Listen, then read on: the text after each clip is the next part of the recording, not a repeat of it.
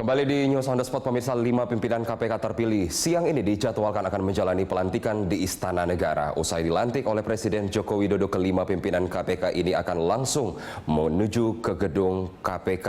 Dan untuk mengetahui informasi lebih lanjut, kita akan bergabung dengan reporter Erik Gumaryadi yang sudah berada di gedung KPK. Iya, Erik, seperti apa gedung KPK menyambut pimpinan barunya?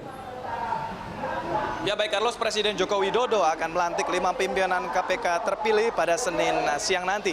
Berdasarkan agenda Istana Kepresidenan, pelantikan akan digelar pada pukul 13.30 waktu Indonesia Barat. Suasana sendiri di KPK tadi pagi, para pimpinan KPK telah hadir pada sekitar pukul 10 pagi, diantaranya Agus Raharjo, dan mereka langsung memasuki gedung KPK. Disusul dengan pimpinan lainnya seperti Agus Sitomorang, seperti Saud Sitomorang dan Alexander Marwata. Dan saat ini terlihat sejumlah persiapan tengah dilakukan oleh pihak KPK untuk keberangkatan para pimpinan KPK baru. Menurut pelaksana harian Kepala Biro Humas KPK Yuyu Andrianti, para pimpinan KPK baru nanti akan berangkat secara bersama-sama dari gedung KPK untuk mengikuti pelantikan di Istana Negara pada sekitar pukul 11.30 waktu Indonesia Barat. Yayu mengatakan usai pelantikan pimpinan KPK baru nanti sore akan direncanakan diadakan serah terima jabatan langsung di KPK bagi pimpinan baru KPK. Tidak ada acara penyambutan khusus terhadap para pimpinan baru KPK ini, dan tampak juga sejumlah pengamanan di gedung KPK baik dari pihak kepolisian maupun pihak security dari KPK sendiri. Dan tampak pula seperti di belakang saya sejumlah mobil-mobil terparkir di halaman lobi KPK guna persiapan bagi para pimpinan KPK baru untuk menuju Istana Negara mengikuti acara pelantikan. Dan sebelumnya DPR telah menyeleksi 10 calon pimpinan KPK. Dari 10 nama yang disodorkan oleh panitia seleksi KPK, 5 orang terpilih secara voting di Komisi 3 DPR pada 17 Desember lalu. Voting diikuti oleh 54 anggota Komisi Bidang Hukum dari lintas fraksi, dan 5 pimpinan KPK yang baru yakni Agus Raharjo memperoleh sebanyak 53 suara, Basaria Panjaitan memperoleh sebanyak 51 suara, Alexander Marwata memperoleh sebanyak 43 suara, Saud Sitomorang memperoleh sebanyak 37 suara, dan Laode Muhammad Syarif memperoleh sebanyak 37 suara. Agus Raharjo pun terpilih menjadi ketua baru KPK periode 2015-2019 berdasarkan hasil voting. Agus adalah kepala lembaga kebijakan pengadaan barang dan jasa pemerintah. Sebelumnya Agus menjabat sebagai Ketua Umum DPP Ikatan Ahli Pengadaan Indonesia. Namun pada tahun 2010 ia memilih mundur karena kesibukannya di LKPP. Carlos. Iya, Erik, kita tahu bahwa saat ini di gambar Anda juga sedang ada persiapan, kemungkinan besar pimpinan KPK terpilih akan segera ke istana. Tapi kita ingin mengetahui informasi bahwa dalam 10 nama calon pimpinan KPK ada nama Johan Budi yang kita tahu berkecimpung di KPK sejak lama, diawali dengan sebagai juru bicara KPK. Apakah setelah tidak menjadi PLT pimpinan KPK, Johan Budi masih akan bekerja di lembaga anti rasuah itu? Ya baik Carlos, DPR telah menyeleksi 10 calon pimpinan KPK dari 10 nama yang disodorkan panitia seleksi KPK. 5 orang pun terpilih lewat secara voting di Komisi 3 pada 17 Desember lalu.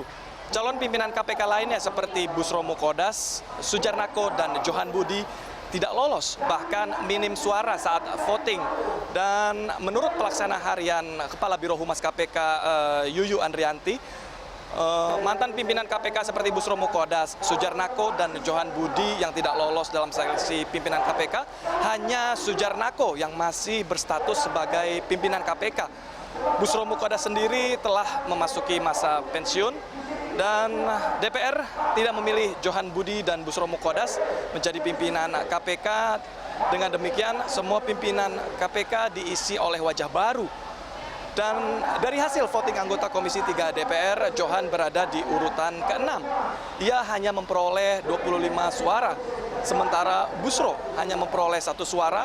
Dengan tidak terpilihnya Johan dan Busro, tidak ada orang lama di KPK.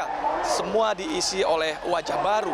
Dan Busro adalah wakil ketua KPK di era kepemimpinan Antasari Ashar dan Abraham Samad. Sementara Johan Budi adalah mantan juru bicara KPK yang terakhir diangkat sebagai salah satu pimpinan sementara pasca nonaktifnya Abraham Samad dan Bambang Wijayanto. Carlos. Iya, Erik, apakah sudah ada agenda setelah kemudian kembali dari Istana Negara usai pelantikan? Kapan para pimpinan KPK ini akan aktif mulai bekerja? Lalu sudah adakah informasi di sana tugas apa yang kemudian akan menjadi prioritas nanti dalam tugas pemberantasan korupsi ini? Ya baik Carlos, usai dilantik para pimpinan KPK baru ini akan langsung serah terima jabatan pada sore nanti di gedung KPK. Dan secara otomatis per hari ini para pimpinan KPK baru akan memulai tugas baru mereka. Dan sementara itu Wakil Ketua KPK Saud Sitomorang fokus terhadap program pencegahan tindak pidana korupsi. Salah satunya dengan memperbaiki manajemen di internal KPK. Wakil Ketua KPK Saud Sitomorang mengatakan pihaknya akan fokus kepada pencegahan daripada penindakan, mengingat dengan pencegahan akan mengurangi potensi terjadinya korupsi. Menurutnya KPK apabila hanya lakukan penindakan kasus korupsi tidak dapat menghilangkan budaya korupsi. Sehingga KPK harus fokus terhadap pencegahan, yaitu dengan sosialisasi kepada masyarakat dan menciptakan rasa takut bagi masyarakat untuk lakukan korupsi. Selain itu pihaknya juga akan memperbaiki manajemen di internal KPK.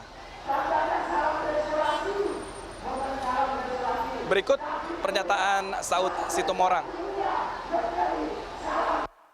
Itu adalah mengatakan koordinasi, supervisi, monitoring, baru yang namanya disebut penyidikan dan penyidikan dan selanjutnya. Di depan ini sebenarnya itu rohnya juga pencegahan, ya kan? Pasal 6 itu isinya itu, saya menyebutnya itu KSPPM, ya kan? Koordinasi, supervisi, monitoring dan lain penyelidikan dan penuntutan. Jadi saya pikir itu yang paling penting nanti ke depan untuk dilakukan. Para pimpinan KPK baru akan menuju Istana Negara yang dijadwalkan akan berangkat pada pukul 11.30 waktu Indonesia Barat. Kami pun masih menanti dari proses pimpinan baru KPK ini menuju Istana Negara. Sementara demikian laporan dari Gedung KPK Jakarta, kembali ke Carlos. Kita berharap pelantikan pimpinan baru KPK berjalan lancar dan ada sebuah harapan publik yang lebih besar, Erik, bahwa kemudian pimpinan baru ini dapat mengantar KPK ke masa depan yang lebih baik untuk upaya pemberantasan korupsi yang lebih baik ke depan. Terima kasih Erik Gumaryadi atas informasinya.